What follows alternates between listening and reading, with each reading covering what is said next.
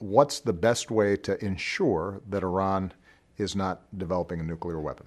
Prime Minister Netanyahu thinks that the best way to do that is either through doubling down on more sanctions or through military action, ensuring that Iran has absolutely no enrichment capabilities whatsoever. And there's no expert on Iran or nuclear proliferation around the world that seriously thinks Iran is going to respond to additional sanctions by eliminating its nuclear program. What we've said from the start is by organizing a strong sanctions regime globally, what we can do is bring Iran to the table. And by bringing Iran to the table, force them to have a serious negotiation in which, A, we are able to see exactly what's going on inside of Iran, B, we're able to create what we call a breakout period, a timeline, where we know if they were to try to get a nuclear weapon, it would take them a certain amount of time. And the deal that we're trying to negotiate is to make sure that there's at least a year between us seeing them try to get a nuclear weapon and them actually being able to obtain one.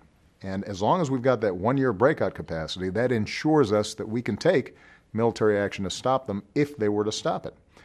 Now, we're still in the midst of negotiations. What I've said consistently is we should let these negotiations play out. If, in fact, Iran is willing to agree to double-digit years of keeping their program where it is right now, and in fact rolling back elements of it that currently exist. Double-digit years. Double-digit years. If we've got that, and we've got a way of verifying that, there's no other steps we can take that would give us such assurance that they don't have a nuclear weapon. Now, Iran may not agree to the rigorous inspection demands that we're insisting on. They may not agree to the low levels of enrichment capability they would have to maintain to ensure that their breakout is at least a year.